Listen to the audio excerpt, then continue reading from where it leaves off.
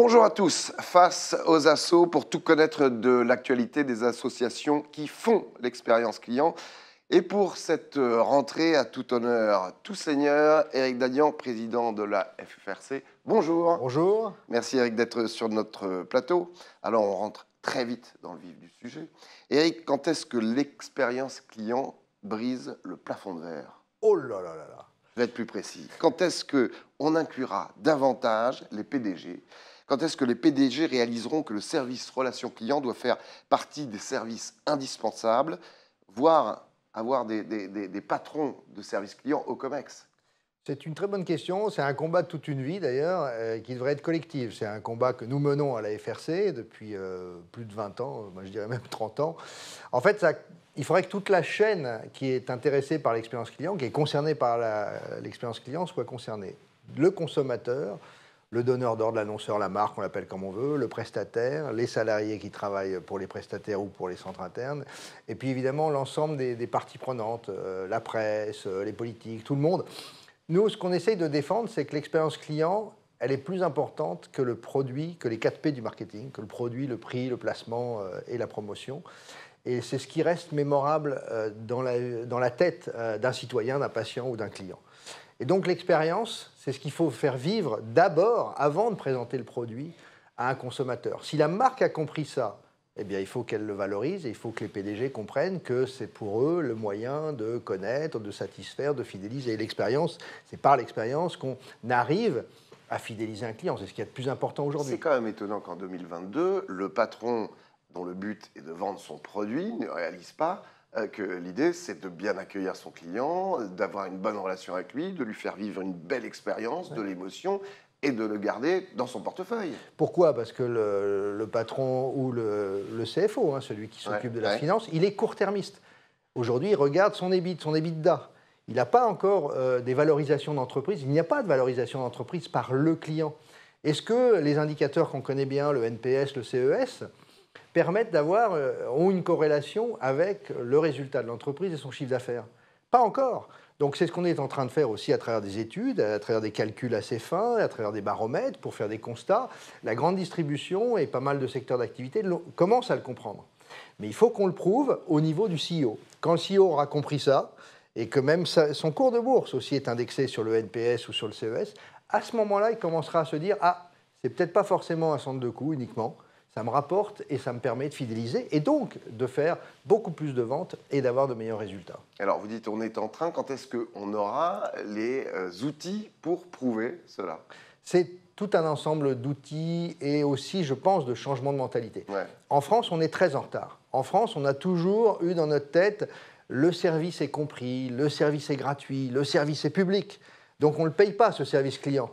Aux États-Unis, en Angleterre, c'est complètement différent. Et on voit bien d'ailleurs que les Américains sont prêts à acheter du service et à le payer cher. Vous vous souvenez, en France, on avait un espèce de ministre, j'en ai parlé avec lui, Luc Châtel, qui avait créé la gratuité du temps d'attente. La gratuité du temps d'attente. Mais quelle connerie! C'est pas ça le prix du service client. C'est pas le temps d'attente qu'on va avoir en appelant une marque. C'est au contraire le salarié, les technologies, les process. C'est tout ça qu'on achète dans un service client.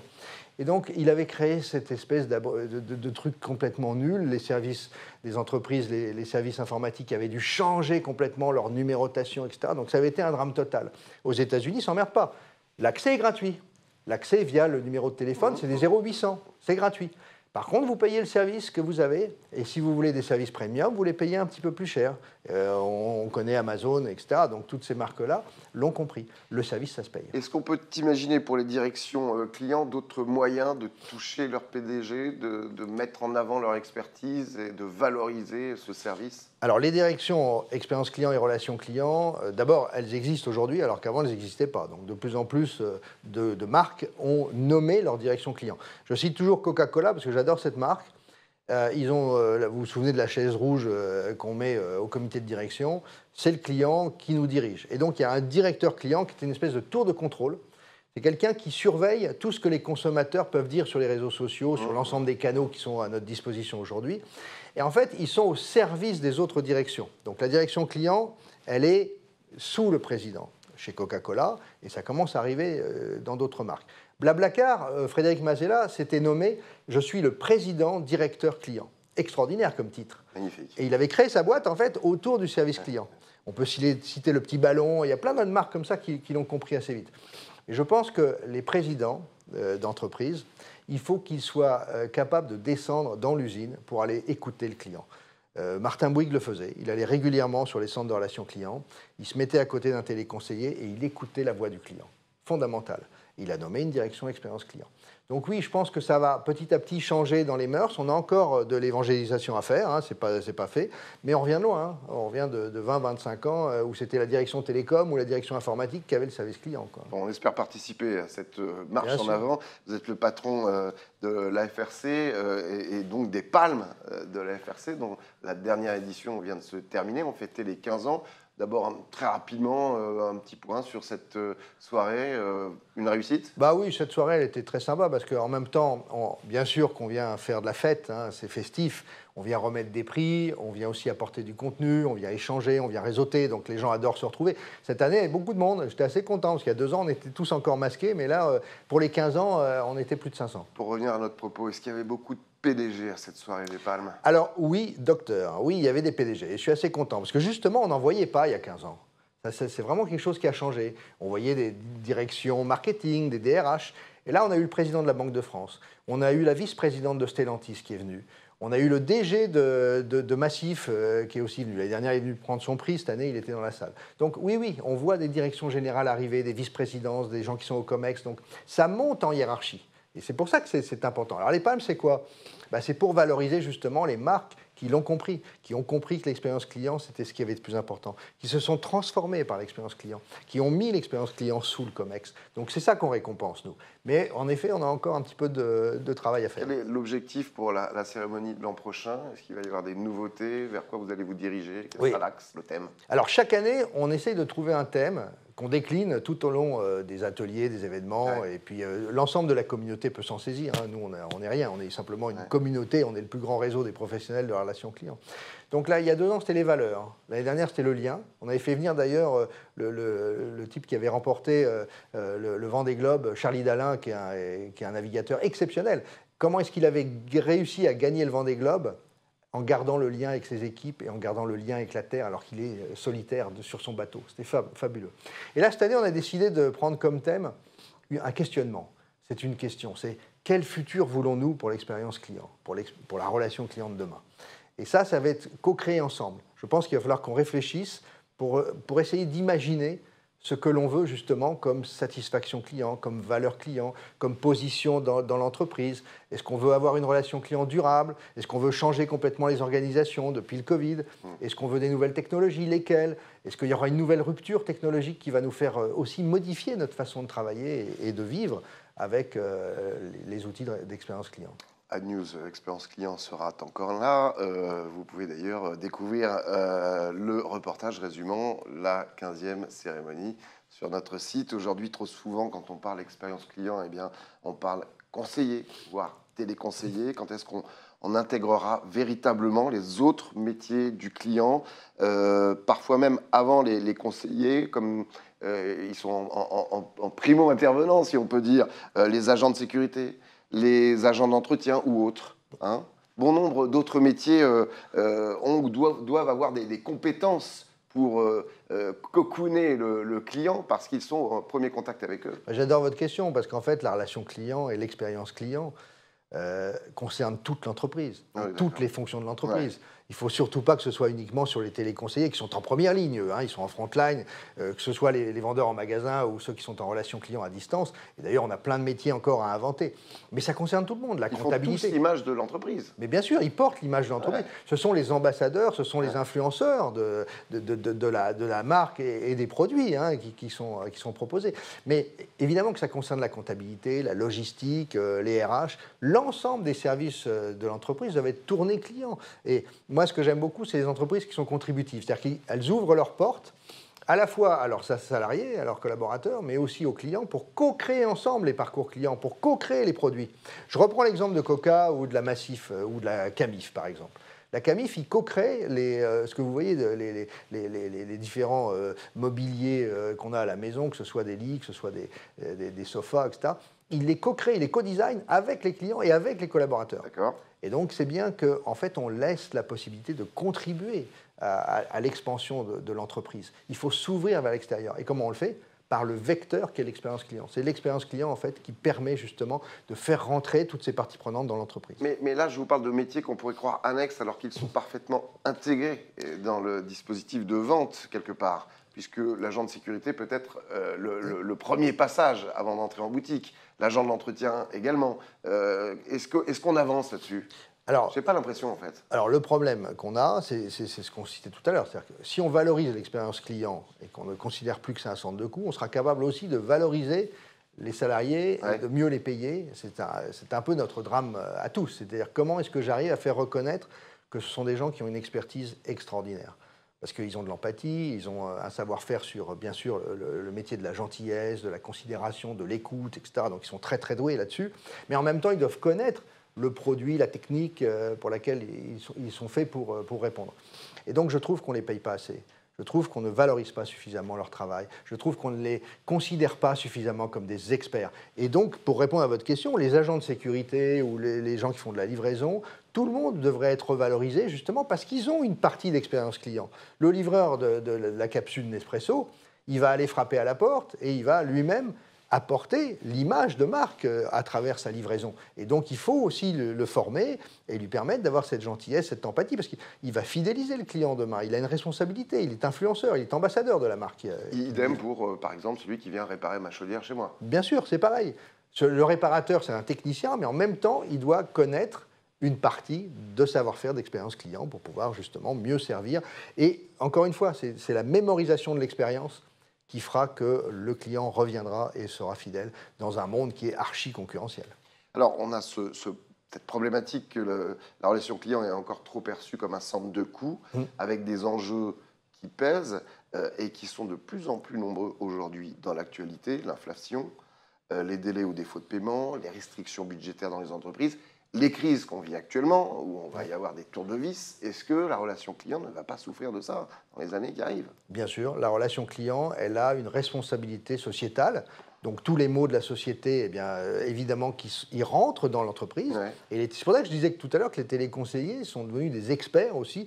Je ne dis pas que c'est des sociologues, mais ils ont cette notion d'accompagner les difficultés des clients qui leur font part d'ailleurs. Ils s'ouvrent ouvertement en disant bah oui, j'ai des difficultés financières, de surendettement ou autre chose, et surtout aujourd'hui avec les crises énergétiques. Moi, je suis allé sur un plateau récemment de EDF ou de Engie, on voit le malaise des clients. Eux-mêmes sont prêts à se dire mais comment je vais faire pour payer ma facture tous les mois? Est-ce que vous pouvez m'aider? Et ces entreprises-là ont des fonctions, elles sont remarquables pour ça, surtout en France, on a beaucoup de chance. Elles sont à l'écoute et elles les accompagnent sur leurs difficultés. Donc, éventuellement différer les paiements, etc. Sûr, donc ça fait partie effectivement des valeurs de la relation client. Voilà. Alors, donc, comme vous le disiez, vous avez ces conseillers, ces téléconseillers, ces vendeurs, tous ceux qui font l'apanage de ce métier, qui doivent avoir une valeur plus par rapport à leurs produits qu'ils représentent. Est-ce que justement le recrutement de ces talents évolue? Est-ce que la formation de ces talents évolue également? Oui, alors en 20 ans, on a vu énormément de changements, bien évidemment. D'abord, on a des problèmes de recrutement aujourd'hui, mais ça, c'est vrai, il y a de la tension. C'est-à-dire qu'on est en manque de talent? On est en manque de talent et on a des besoins supplémentaires, parce qu'avec la multiplication des canaux et des interactions clients, il y a eu énormément de flux supplémentaires. Donc, on est en création d'emplois. Ouais.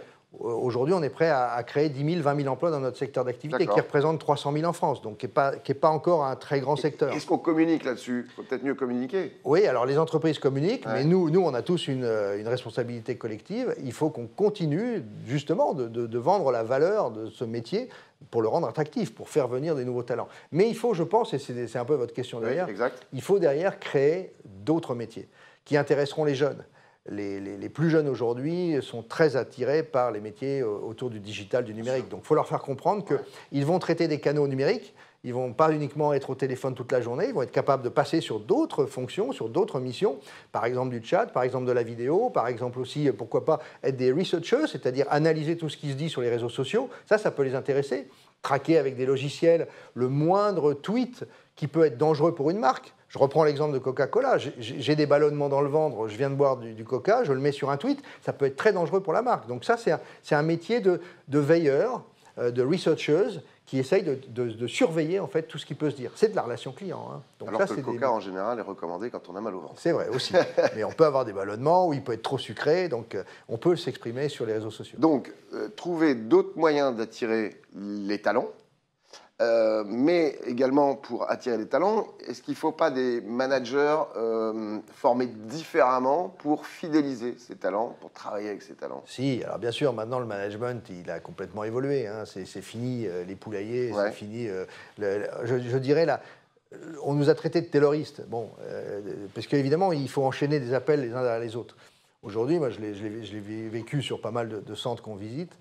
En fait, on fait passer des téléconseillers d'un métier de téléphone vers d'autres métiers sur d'autres canaux. Pourquoi pas les mettre sur des community managers? Pourquoi pas inventer demain aussi ou les faire travailler sur de la data science? Parce qu'il ne faut pas être que ingénieur, il faut aussi avoir un savoir-faire d'expérience client. Et les managers, pour ça, doivent être capables de détecter les talents, les profils, les compétences, les former, les mettre dans des plans de formation pour leur apprendre à faire d'autres choses, à travailler sur d'autres canaux, faire du vocal et faire de l'écrit, et puis aussi maîtriser l'ensemble des outils, parce qu'on a des technologies qui sont de plus en plus intéressantes. Notre rêve à tous, c'est d'avoir en fait un téléconseiller augmenté, un superviseur de bot, quelqu'un qui est capable de vérifier qu'une conversation ou de surveiller une conversation qui commence sur un bot, sur de l'intelligence artificielle, et après de prendre la main, et puis renvoyer vers le bot. Donc dans un parcours client, de pouvoir jongler entre technologie, humain, expertise, etc. Et pousser, quand on fait une mission en fait, au téléphone ou par écrit, de pouvoir pousser en fait ce qu'on vient de raconter. On pousse un SMS pour dire attention, votre colis va arriver à tel endroit, pour rassurer le client derrière. Ouais. Donc c'est jongler avec les technologies et en même temps apporter son expertise d'empathie, d'émotion, etc. Mais ça veut dire aussi que les managers doivent prendre en compte les nouvelles attentes des jeunes talents qui arrivent sur le marché. Ils sont des jeunes talents qui ont une façon de voir la vie différente de ce que la façon qu'on avait nous à l'époque. D'autres attentes, peut-être plus de télétravail, moins d'horaires improbables.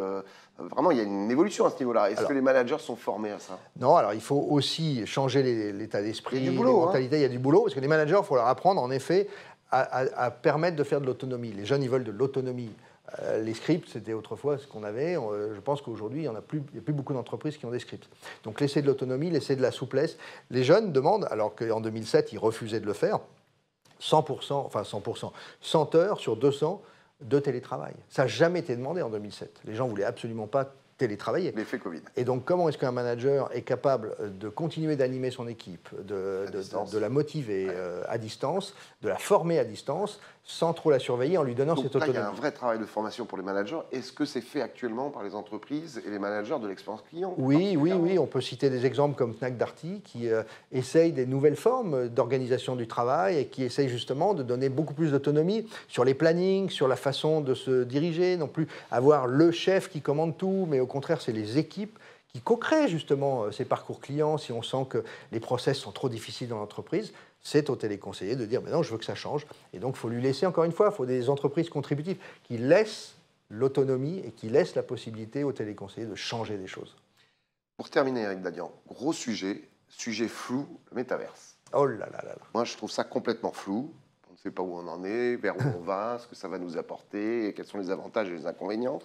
Sa concrétisation, son utilisation, comment se place l'univers de la relation client avec le métaverse, sur lequel on ne sait pas encore grand-chose. Mais, a priori, beaucoup d'entreprises investissent des milliards là-dessus, donc ça devrait compter. Alors c'est une très bonne question, parce que c'est une des fonctions de la FRC, c'est de guider un petit peu et d'être prospectif sur... le phare. Un peu le phare, voilà, pour dire qu'est-ce qui va nous tomber dessus, qu'est-ce qui va arriver comme nouvelle technologie, comme rupture. On l'a fait avec l'intelligence artificielle.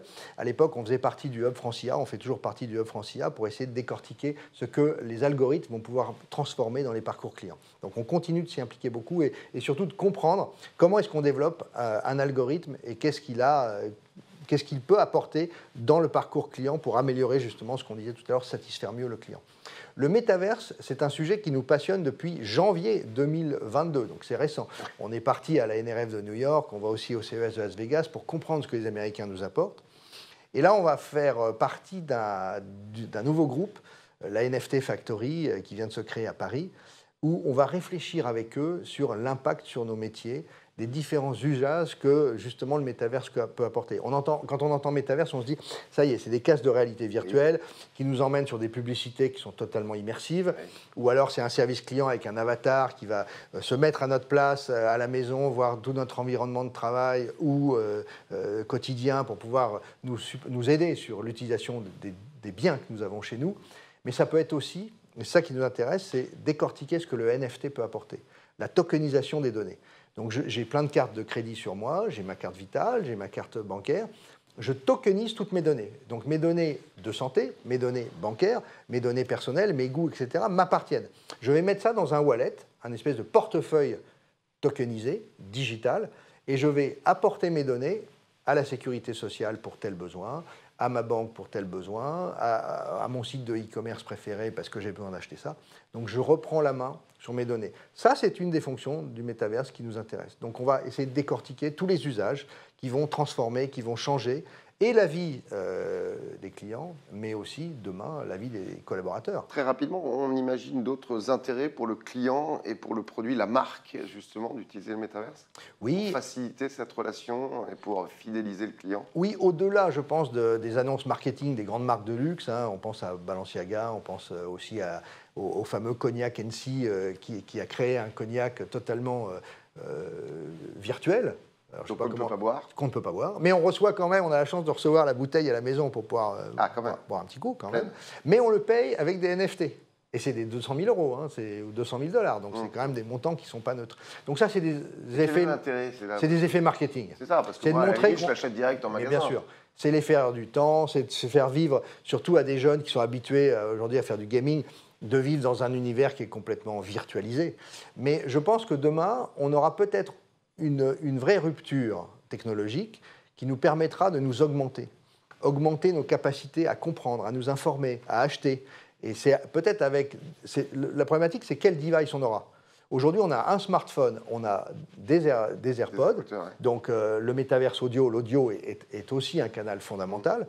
Mais demain, est-ce qu'on aura des lunettes augmentées ou est-ce que ce sera autour de nous, sur des glaces, on ne le sait pas encore, sur les voitures, peut-être notre pare-brise sera aussi équipé de métaverse pour pouvoir nous guider. Mais vous pensez que l'expérience client peut bénéficier de ces avantages? Au contraire, ça va nous permettre justement de revisiter et de réinventer une expérience client de demain. Par contre, nous, on aime bien parler de l'humain dans l'expérience client. Là, on est loin de ça. Non, parce que l'humain sera toujours là.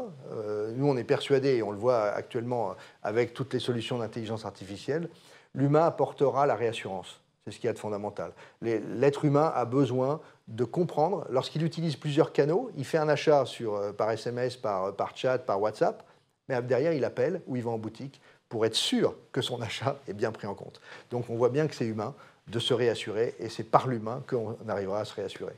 Merci Eric Dadian. Merci à vous. Merci de nous avoir suivis. On se retrouve très rapidement. En attendant, prenez soin de vous. Ciao.